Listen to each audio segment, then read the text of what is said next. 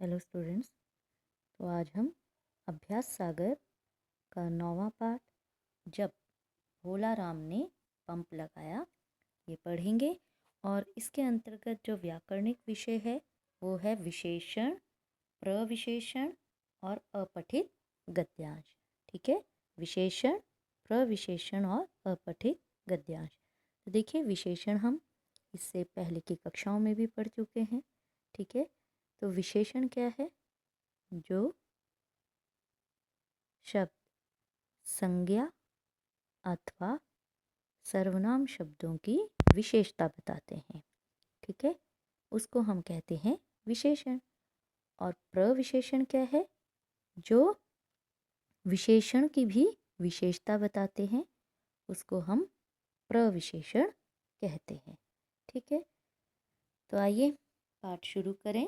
जब भोला राम ने पंप लगाया, ठीक है, और इसमें पहला ही प्रश्न इस अभ्यास में पूछा गया है कि नीचे दिए गए वाक्यों को ध्यान से पढ़िए। तो यहाँ पर भोलाराम खेतों की सिंचाई के लिए 5 हॉर्स पावर का पंप लगाना चाहता था। दूसरा है, शुभ चिंतकों ने अनुभवी मुस्कान के साथ समझाया। भोलाराम को कठोर नजरों से घूरने लगे। लाखों करोड़ों रुपयों की लागत से बना बांध बेकार हो जाएगा। भोलाराम जब भी पंप को पानी की मोटी धार फेंकते देखता है, उसकी श्रद्धा दृढ़ होती जाती है। ठीक है, अब ये पहला प्रश्न आपने ध्यान रखना है और उसी से संबंधित ये दूसरा प्रश्न है। अब बताइए पंप कितने हॉर्स पावर का है? तो यहाँ आप देखिए कितने हॉर्स पावर का है। ठीक है, तो यहाँ है 5। ठीक है, 5 हॉर्स पावर का है। और अगला है,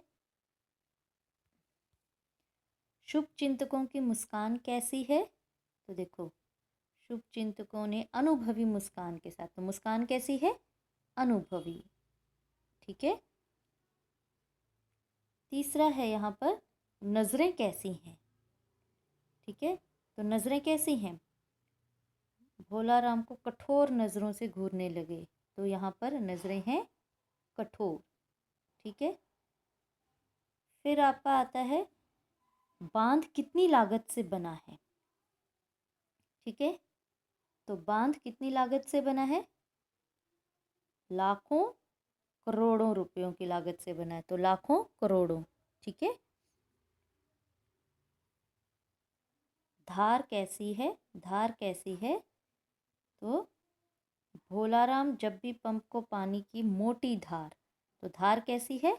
मोटी। ठीक है, तो ये जितने भी हमारे ये आए हैं, देखो 5। ठीक है, अनुभवी, कठोर, लाखों करोड़ों और मोटी। ठीक है, इसको क्या करना है, यहाँ पर आपने लिखना है। पंप कितने हॉर्स पावर का है? तो यहाँ लिखेंगे 5। शुभ चिंतकों की मुस्कान कैसी है? तो यहाँ पर लिखेंगे आप अनुभवी। नजरें कैसी हैं? कठोर। ठीक है, बांध कितनी लागत से बना है? लाखों करोड़ों। धार कैसी है? मोटी। ठीक है, अब आपके उत्तर किसी न किसी संज्ञा शब्द की विशेषता बता रहे हैं। ये क्या है? विशेषण शब्द है। ठीक है, तो अब याद क्या रखना है हमने कि जो शब्द संज्ञा अथवा सर्वनाम शब्दों की विशेषता बताते हैं वे विशेषण कहलाते हैं।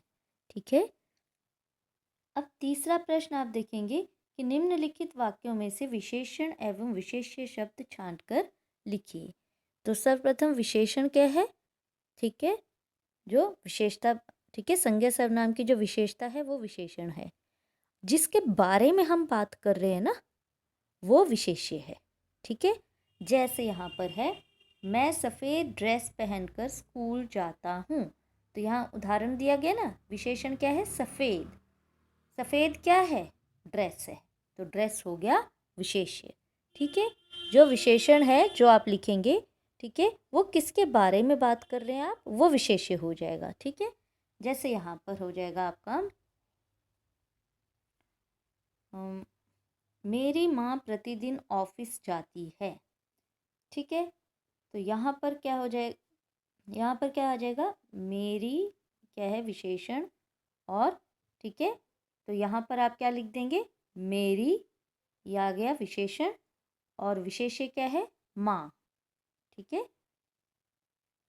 इसी प्रकार मेरे पास 3 पेन हैं, तो 3 क्या है, विशेषण, और 3 क्या है, पेन है। 3 क्या है, पेन है, तो पेन हो गया विशेष्य।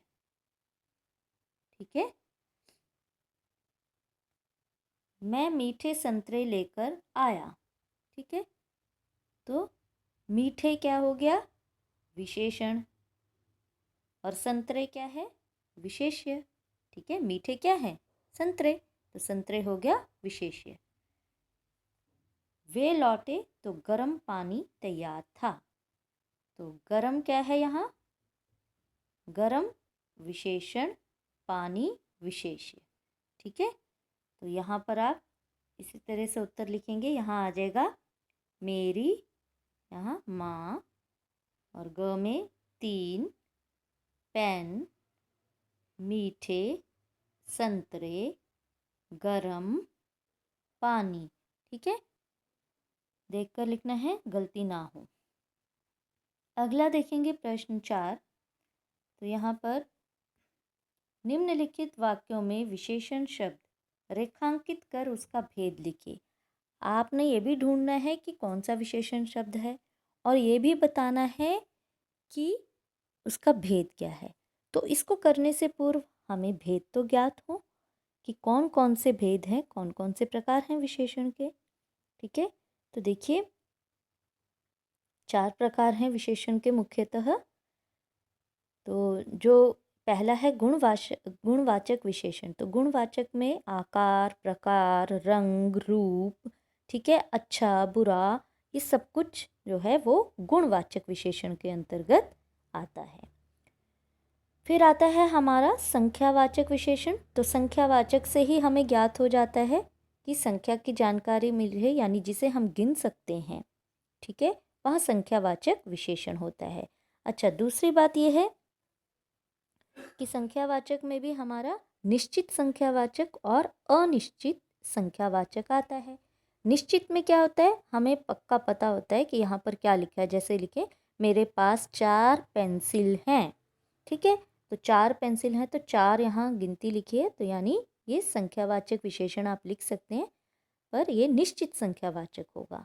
ठीक है, अगर मैं कहूँगी मेरे पास कुछ पेंसिल हैं, तो पेंसिल को तो हम गिनेंगे ना, तो जो भी गिनने वाली है, चाहे वहाँ कुछ लिखा हो, थोड़ा लिखा हो, है ना, तो उसको हम संख्यावाचक लिखेंगे।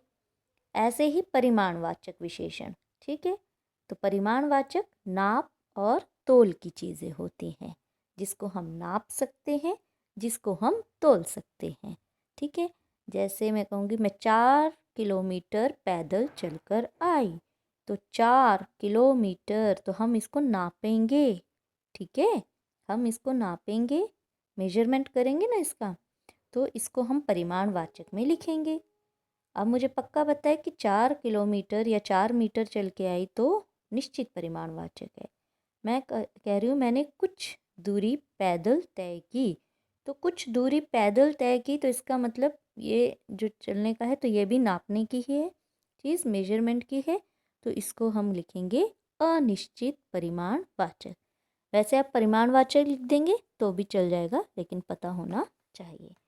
और चौथा जो है सार्वनामिक विशेषण आता है, जिसमें क्या होता है, मतलब आप संकेतवाचक भी कहते हैं इसको, इशारा करते हैं। जैसे मेरी माँ बाजार गई है, वह, ठीक है, वह मित्र मेरे घर आया था। ठीक है, तो यानी कहीं भी इसकी सही पहचान करने के लिए संज्ञा से पहले सर्वनाम लगा होता है, वहाँ सार्वनामिक विशेषण हो जाता है।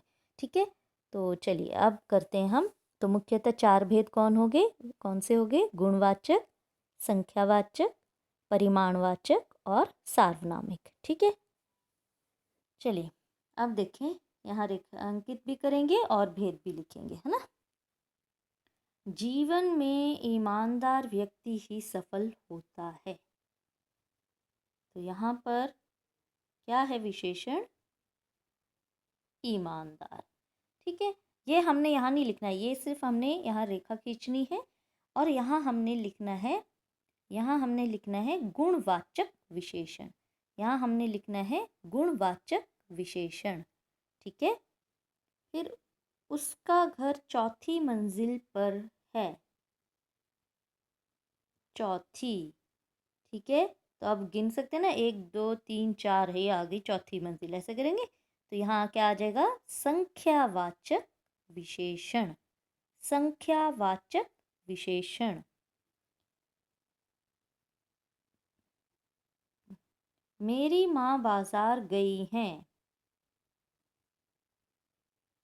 ठीक है, तो यहाँ पर क्या आ जाएगा? ये सार्वनामिक विशेषण है। ठीक है, ये क्या आ गया आपका? यहाँ लिखेंगे सार्वनामिक विशेषण।